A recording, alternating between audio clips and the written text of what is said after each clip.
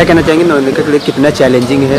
उनका फेस देख के ऐसा लग रहा है कि कहीं ना कहीं वो हाँ भी बोल रही हैं और ना भी बोलना चाहती हैं। अब एक तो बहुत ज़्यादा सिचुएशन ऐसी हो गई है ना, मैं आपको क्या कहूँ। घर से निकल रही हूँ तो बेटी कह रही है अब आप घर में मत आना, अब जाओ ईशान के पास। ईशान के पास होती हूँ तो मेरी बेटी को इतनी परेशानी होती है और ईशान ये सोच रहा है कि ठीक है तुमने मेरे साथ इतना कुछ कर लिया है, अब मैं तुम्हें बताऊँगा कि प्यार जब नहीं मिलता है तो कैसा लगता है। तो ये दोनों तरफ से बोलते हैं ना, जब पढ़ती है तो दोनों तरफ से पढ़ती है।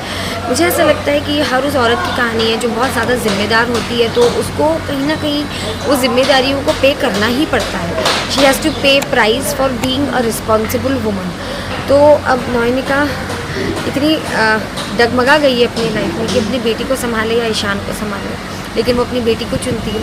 बट उसकी बेटी ने भी कह दिया कि माँ अब आप यहाँ से चले जाओ, अपने लिए घर ढूंढ लो, मैं अब आपको नहीं देखना चाहती। तो अब वो घर से तो निकली है, अपने हॉस्पिटल आई है और यहाँ पे बीशू दादा कह देते हैं कि अब आप उनसे कभी मत मिलना। तो अब उसे पता ही नहीं है कि अब उसकी लाइफ में क्या होने वाला है। जहाँ पर कुछ समय पहले उसको ये उम्मीद आई थी कि मैं तुम्हें कभी छोड़कर नहीं जाऊँगी ईशा, तुम मेरे लिए, तुम मेरी ज़िंदगी में तुमने इतना प्यार दिया है, मैं बहुत खुश हूँ उसके लिए। और जैसे ही वो पलक झपकाती है और ये सब चीज़ें हो जाती हैं, घर जितनी बार जाती है उतनी बार उसको पड़ती है।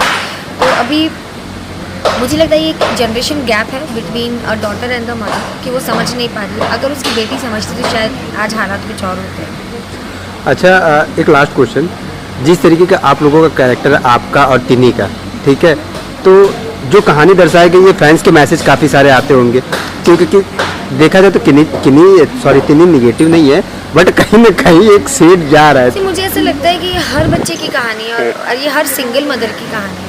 क्योंकि जब आप एज अ सिंगल मदर अपने बच्चे को रेज़ करते हो तो बच्चा थोड़ा सा इनसिक्योर हो ही जाता है। तो उसमें टिनी की वैसे कोई गलती नहीं है, लेकिन बच्चों को ये भी देखना चाहिए कि माँ ने अकेले बड़ा किया है, अकेले उसने सब कुछ पूरी ज़िंदगी अपनी बेटी पर लगा दी है। तो अगर उसे थोड़ा सा भी कहीं से प्यार मिलता है तो वो डिज़र्व करती है।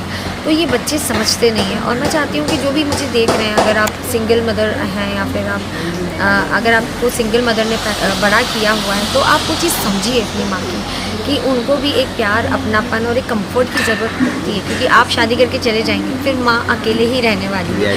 तो वहाँ पर वो छोटी सी बोलते ना, या तो जनरेशन गैप है या फिर एक छोटी सी मिसअंडरस्टैंडिंग या फिर थोड़ी सी अंडरस्टैंडिंग की ज़रूरत है। Okay, thank you.